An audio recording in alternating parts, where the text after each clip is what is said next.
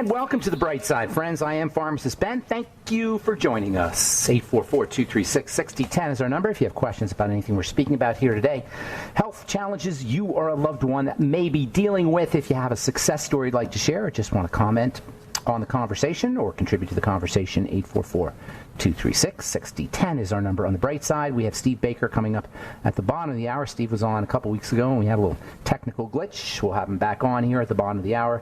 He is the Vice President of the Great Game of Business. I am personally fascinated by the idea of business as a game. He's also the co-author of a book called Get in the Game. This idea of gamifying life is something that's going to be catching on here in the future. People will be gamifying going to work and gamifying taking out the trash and gamifying their relationship, getting points for various kinds of behaviors and winning things and perhaps prizes, etc. This idea of gamifying life I first heard about it in a book called Reality is Broken by a gal named Jane McGonigal. Reality is Broken talks about all the different ways life will be gamed in the future. And indeed, business can be thought of as a game. Entrepreneurship can be thought of as a game. Life itself can be thought of as a game of life. Anyway, Steve's going to be talking to us about the game of business. His book is Get in the Game. We'll do that at the bottom of the hour. 844-236-6010 is our number. In the meantime, if you have questions, comments, or success stories. Speaking of business and the game of business, entrepreneurship is one of the great business games, being an entrepreneur. It's not for everybody, but if you're looking for a challenge, if you're a warrior, if you're the type of person that wants to work for themselves as an independent type person, wants to make your own money and be responsible for your own livelihood. It's not all roses, that's for sure. Being an entrepreneur has its challenges, but it is fun and it is rewarding in many ways, including financially rewarding if you want to be part of the billion-dollar supplement business, be part of the trillion-dollar healthcare business. Longevity offers you a wonderful opportunity to get in it for $30. Most businesses, there's no businesses that you can get in for $30. Most businesses will cost you many thousands of dollars to get into it. With Longevity, you can just drop ship supplement products for a one-time $30 fee. To be in business for yourself is unbelievable. And people are making a lot of money. They were always making a lot of money, some people anyway, in Longevity. And now checks have gone up as people are getting more hip to supplementation. That's one of the things that this whole coronavirus thing is going to do. It's going to make us more hip to the importance of supplementation. Even non-supplementers are using vitamin C. Even non-supplementers are using zinc. Even doctors are recommending zinc and vitamin C. Even mainstream medicine recognizes the power and the importance of nutritional supplementation. You're not going to get everything you need from the 4 food groups, especially if you're dealing with a health challenge, an immune system health challenge like we're dealing with today. And by the way, it's not just vitamin C and zinc. It's a lot of supplements. Niacin is very important. I did my moment of truth today, by the way, on niacin, and niacin's got wonderful antiviral benefits. There's lots of nutrients that can reduce the risks of viral infections. Thiamine, vitamin C, niacin, vitamin D. Been hearing a lot about vitamin D, which is not really a vitamin technically. The B complex in general, niacin in particular, and thiamine for that matter in particular, both have antiviral properties. Thiamine, vitamin B1, was used during the Spanish flu. I think let me take that back. Vitamin C. Well, I'm going to take that back. Nonetheless, vitamin B1, thiamine, which is a wonderful anti-sugar vitamin, anti-hangover vitamin, anti-heart disease or heart protective vitamin, and also has some viral properties been used to treat hepatitis B. Thiamine. Anyway, did my moment of truth today on niacin. Our moments of truth are all available at on our Facebook page, which is The Bright Side with Pharmacist Ben. Thank you, Nasima, for setting that up. The Bright Side with Pharmacist Ben. So anyway, if you want to be part of the Longevity business opportunity, call 1-866-735-2470 or hit the Join the Team link on our websites, brightsideben.com, pharmacistben.com, and criticalhealthnews.com. If you guys heard about this using Pepsid, using the anti-heartburn medication Pepsid as an antiviral. That's one of the latest things that they're looking into as far as treating the virus with drugs. This whole idea, in my opinion, of treating viral infections with drugs has to be re-examined. It's true when you treat microbial infections with bacterial microbial infections with antibiotics, you get effects because bacteria are much easier to deal with than viruses, and for that matter, funguses. This idea of killing things to get better needs to be re-examined when it comes to viruses. It probably needs to be re-examined, period. Although it can't be denied that antibiotics have played a very important role in longevity and in improving quality of life. That's true. But look what's happening now with antibiotics, with antibiotic resistance and antibiotics in the water and antibiotics, the antibiotic effect on our gut bacteria. So even with antibiotics, which it can be argued provided a health benefit, you have a downside. But certainly the antivirals are almost impossible. That's why it's so hard to come up with antivirals. The virus isn't really a thing. A virus is just a piece of information. The way you want to deal with viruses, the way you want to deal with microbes in general, is not to consider yourself as being attacked. You don't want to look at it that way. You want to look at being strong, because these microbial infections, as we said, are opportunistic. Key word, opportunistic. They wait for opportunities. They wait for us to be complacent. They wait for us to be lazy. They wait for us to be ignorant. They wait for us to continue to perform bad habits.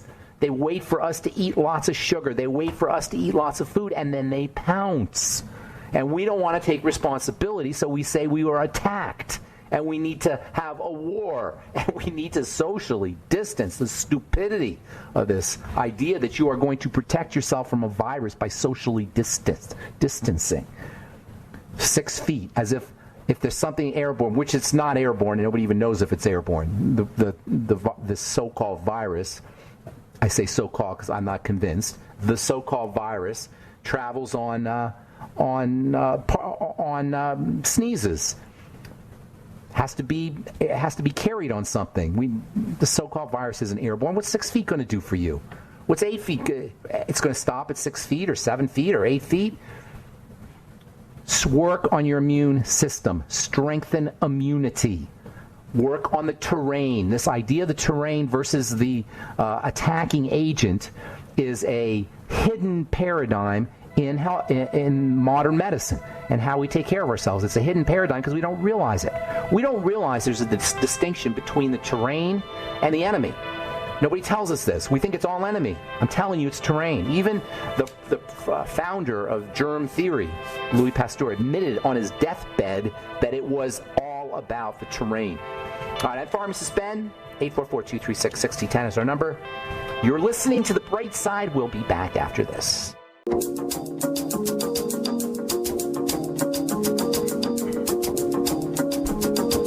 All right, we're back on The Bright Side. Lines open for you, 844-236-6010. We'll get your calls here in just a moment. And we've got Steve Baker coming up at the bottom of the hour, author of Get in the Game. And also the vice president of the Great Game of Business, Inc. And I love anybody who understands that business is a game. I love the concept of business as a game. I love the concept of life as a game. Ever think life is how would that change your life if you thought of it as a game? And you played life. And you didn't play it like a zero-sum game where somebody wins and somebody loses, but you just played life for fun. How would that change our perspective? How would that change the way our world is? Aside from physical pain, the physical agony, which is, obviously sucks, everything else is mental. All our other problems, all our other suffering is all mental. What if we could change our perspective? And really, to me, that's what this whole thing is about, this whole life, world, reality change that we're experiencing. It can be about a new way of looking at the world. It can be about understanding that the power of our perspective. Never, ever, ever let anyone take your attention or your awareness away from you without your permission, without your acknowledgement. Our attention and our awareness are our resources. That's why we say we pay attention. It's a resource. It's cash. It's our most important resource is our attention. Do not let the world tell you what to attend to. You decide what to attend to. And you decide what you're going to be aware of. Attention is a finer form of awareness. But awareness is more global. Attention is more specific. But they're very similar. They're ways that we participate with the world. They're ways that we engage with the world. And most importantly, they're ways that we can hack into our biochemistry. The world shows up outside us. Our biochemistry shows up inside us. And between it is attention and awareness. It's the bridge between the outside world and the inside world.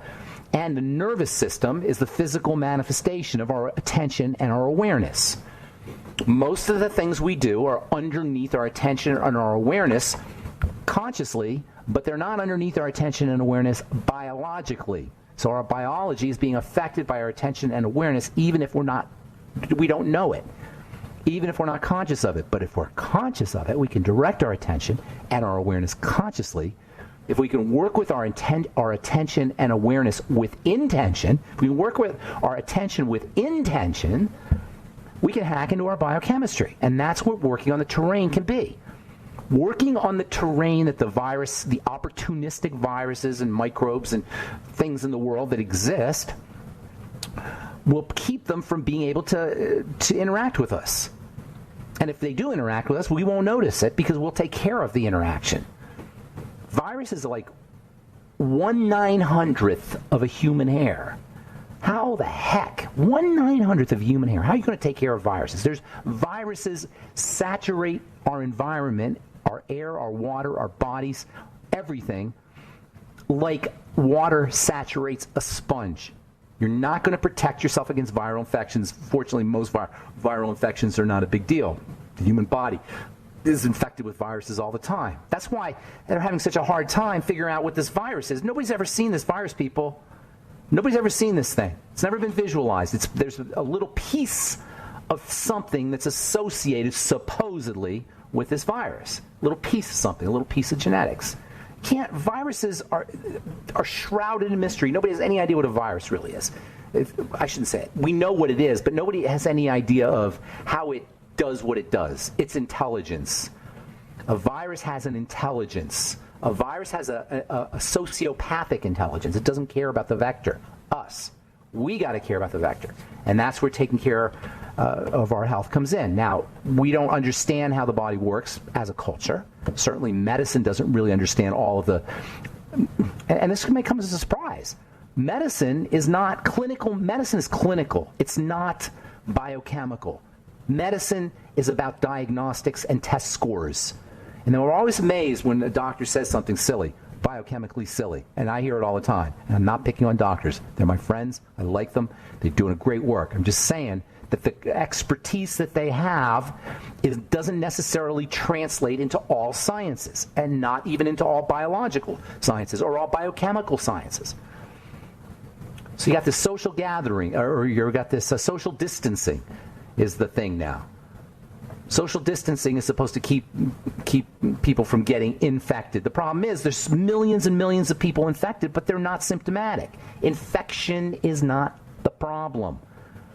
Infection is actually not even a bad thing. There's something that we've talked about, herd immunity. It's how the immune system is built.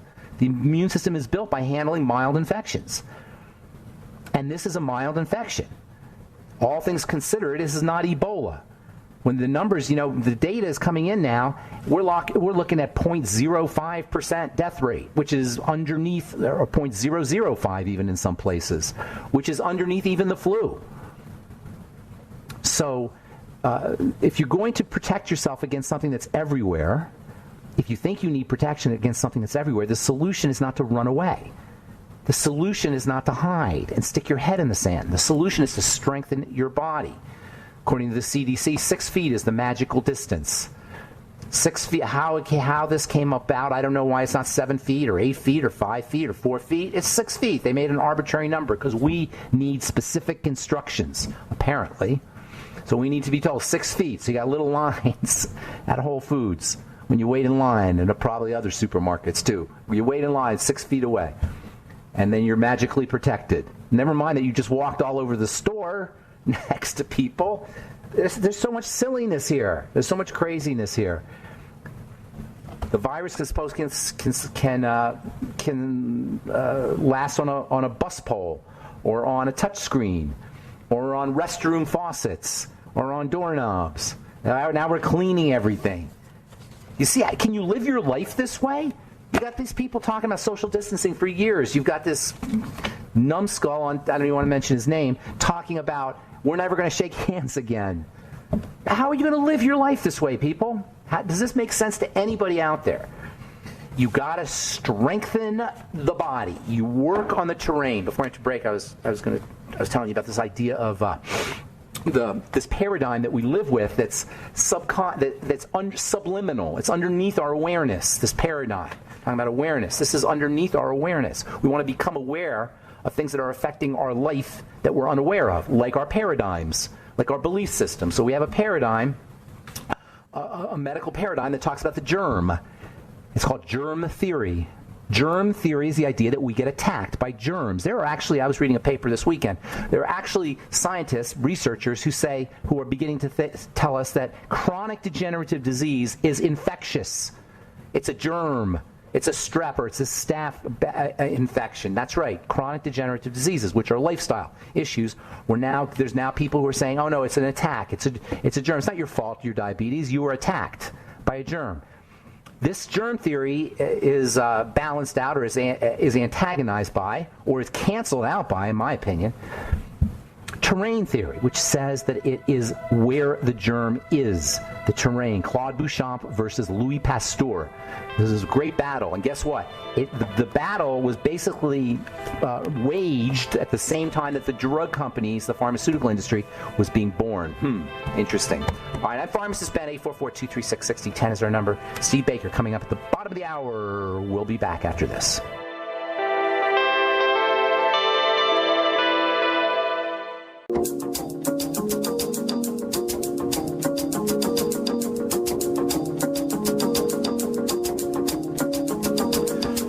Okay, we are back on the bright side. I'm Pharmacist Ben.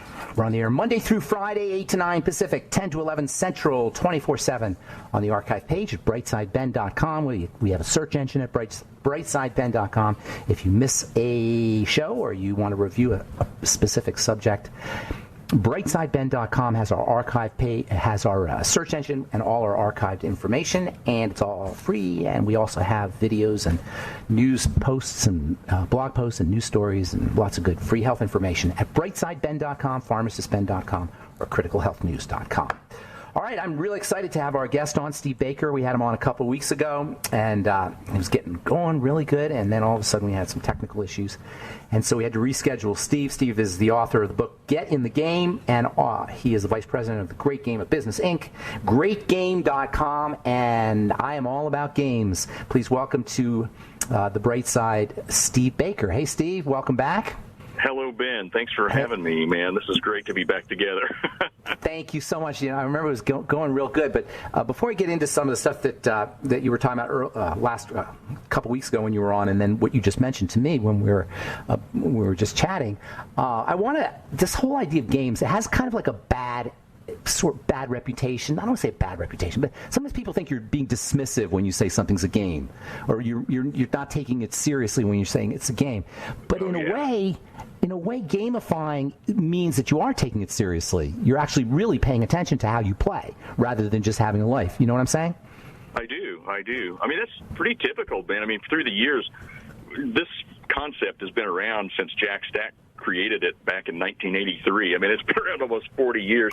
And the thing is, he used to be kind of ridiculed, by gurus and that sort of thing, because they'd say, you're gamifying business and, that you're trivializing it. And he said, no, I'm trying to demystify it, because his big idea was, if I can teach everyone in an organization how a business works, how it operates, how we make money and generate cash, we can really empower people to do something completely different. We can harness the wisdom of the crowd. We can actually get people to participate differently. And we all know that if you're keeping score, you perform differently. It's That's like great. I remember my 3 kids playing basketball in the driveway, and even when they were little, if you started to say, hey, let's play horse, as soon as you started keeping score, man, that's when you knew everybody was playing for real. Yeah, there's a whole movement towards gamifying life that people are talking about, like futurists are talking about. I don't know if you heard of a book called Reality is Broken by a lady named Jane McGonigal. Have you ever heard of this book? I have not, but I'm going to get it now. It's a great book. It's about gamifying life in the future, how you'll gamify things like taking your trash out and things that you do at work and maybe in your relationship or chores around the house, that kind of thing. Everything will have a score associated with it because what you just said, it's human nature to care more when you're keeping score. Oh, absolutely. We're competitive by nature. I mean, It's at the very bottom of Maslow's hierarchy of needs. He didn't even talk about it, but at the very bottom, right below free Wi-Fi, is everybody wants to win. Nobody likes to lose. So that's what I think is amazing about this is why can't we apply it at work? Why can't we, as you said, apply it to chores? We kind of do it anyway. I mean, you hear people talk about, you remember John Gray? Your wife does it. Your wife does it. I'm just kidding. Exactly. That's where I was going. There's a point system. You just may not be aware of it. You may be playing a game you're not aware of. And that's how a lot of people go to work. They don't know what game they're in because the boss never told them. They think that we're just children, So I love the idea of, this concept of open book management that, again, we created all those years ago. Man, the big idea is simply to not just throw the financials out and hope that someone will care. It's to teach people the game they're in, ask them to hold one another accountable. We'll win together as a team, and then you get a piece of the action. So you're talking about, you use this word demystify, and that's an awesome, awesome word, because then you can have some power and you can have some fun with it. When it's a mystery and you have no idea what to do, you just jump in and just do it. It doesn't have the same kind of appeal as if you really understand how to do if you're playing tennis, how to do a backswing, have a backstroke or backswing. And I don't know my tennis that well, but if you know all the different if you know all the different techniques, you can have more fun. If you demystify it and break it down, you can have more fun with it, kind of thing. And business is a mystery for a lot of people, especially workers. It's a mystery. Oh, yeah. Well, it's been that way for forever. If you think about it, management systems have not changed in over 100 years, maybe 200, if you think about it. But technology's changed like crazy. So we're using antiquated systems here. We need to be involving the people who actually do the work because nobody knows the job better than the person doing the job. So we just give them more power by teaching them about the business and, asking them to participate in a different way. I'm a good example of that, Ben. If you'll indulge me, I could tell you a quick story that, from my own past that may illustrate this. Sure. So go ahead. I actually have a degree in art. And I teach business and write business books now. If I can learn it, anyone can. But wow. I was financially illiterate. I'm not saying I was stupid, but I was never taught how business works, especially in art school, right? So when I remember having a job in the bath and body industry, this has got to be 20 years ago, maybe even 25, and it's really good. I'm a creative guy, I'm a problem solver, and I was working for a small family-owned manufacturing company. We made hand-poured candles and bath salts and all kinds of things, all handmade and beautiful. So I would go to market, see what was popular, come back and work with the team. We'd design packages, and then I'd take them back out to the market, and I would sell it. We were working with the biggest retailers in the world. Ben, you're talking to the king of fragrant bath salts, baby. Okay, all right. One year we sold 50 trailer loads, tractor trailer loads of fragrant bath salts to Sam's Club. Wow. And as it turns out, you would think I'd be the big guy, the kahuna, the king of bath salts, as I said. Well, we didn't make a penny on it. I didn't even know till years later. Now that shows the absolute opposite of what an open book management company would do. In other words, I was allowed to see down to margin, but below that I had no idea. I had no idea the owner had a second mortgage on their house to pay for the materials. I instead of saying sell more, they should have said, how can we make more money at this? Right. Does that make sense? Right. Of course, but you didn't have access to the information. You didn't have access to the data. Is this a movement in business in general? This movement towards not just transparency with books, but complete transparency with everything? Well, I think you're going to see that, yes. There's a subculture for sure, but as far as a movement goes, I think right now we're probably at a tipping point. because the next gen workforce is used to transparency. They can Google anything, so they're used to they want transparency, but this goes beyond just being open, because we're actually having to teach people something they've never been taught. This is why Dave Ramsey's so popular. The personal finance guru. He says money flows from people who do not understand it to people who do. I'd like my people to be the people who understand do. it.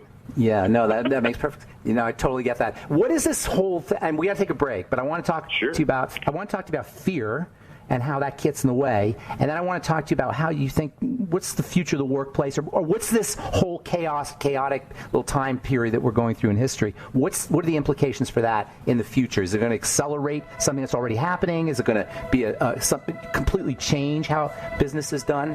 What are the implications for the workplace of this COVID-19 crisis that we're all going through now? All right, we're talking to Steve Baker, author of Get in the Game, greatgame.com, and vice president of the Great Game of Business, Inc. I'm Pharmacist Ben. You're listening to The Bright Side. More with Steve Baker right after this.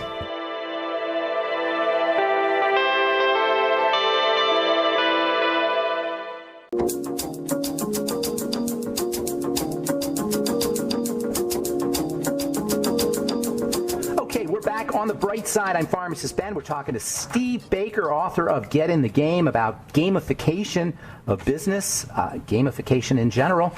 Steve, I want to talk about fear, because that's a really important subject, and I think that gets in the way of people having fun with a game. If you're scared, you can't really play a game scared, right? Or play a game well scared. But before that, I want to put on your futurist hat here for a second. What do you think COVID is going to do, number one, for the workplace in the immediate sense, immediately, as soon as this is kind of normalized, and then in a gradual way? What can what will the workplace of 2050 look like, and what can somebody who's like a kid who's 5 years old, 10 years old now expect his workplace of the future to look like? Well, I can share some opinions. I mean, I've been doing a lot of reading lately about what I would call kind of forward-thinking countries are doing and that sort of thing. And I just ran across something about what does a workflow look like in a typical workplace where you've got a lot of people. I mean, we've got 10 factories, right, in our company, 2,000 people. They're still working. They're essential businesses.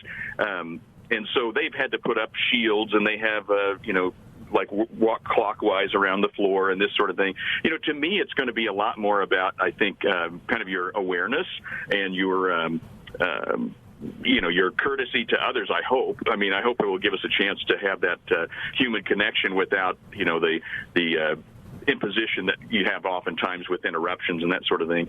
I've noticed something else, too, because after working for a while remotely, now I've always traveled, so I've always had that feeling, but with everyone that way, at first it was like, wow, look at how much we're getting done. And right now I think people are really missing that human connection. Like we have a happy hour every Friday, all of the Great Game team does, just to, stay connected, because you're not getting those hallway conversations. But I think one of the things that you're going to see now when we talk about how business will be done, the interesting thing is, for the last few years, everyone has been dying to find people to work, right? The unemployment has been at record lows. All of a sudden, COVID comes in, and people are laying folks off. Now, there are programs to help not do that, the PPP program and that sort of thing, trying to help companies retain their employees.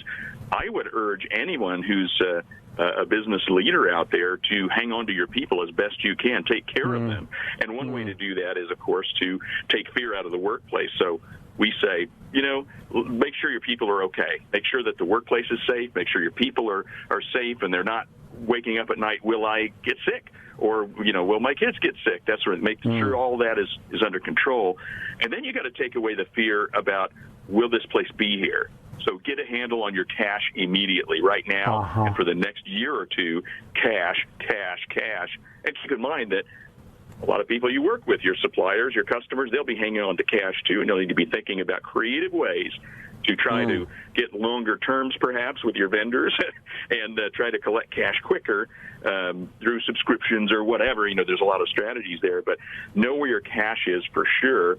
And then what we think is make sure that you're, as I said, taking care of your people, because right now, even if they're not at work, we do have Some people that are not working right now but are being paid 100%, we're actually having them trained. They're doing remote training, so they'll be better equipped. We didn't have time before, right? And everyone out there listening is probably thinking the same thing. When did we have time to retool our operation? You didn't. You were too busy. Now's the time to do it. Keep people to work. This is when you get out that list of things to do and there's nothing to do. Get it done. Get ready for the upturn. And that bends the bright side. If you can eliminate fear, you can control your cash, take action right now, and actually position yourself so that you've got the people and the positive cash flow so that you're ready to go when the upturn does come. Okay, I want to hear about this upturn, okay? That sounds really exciting to me. Because I always thought the bigger the crisis, the bigger the opportunity. They kind of go together.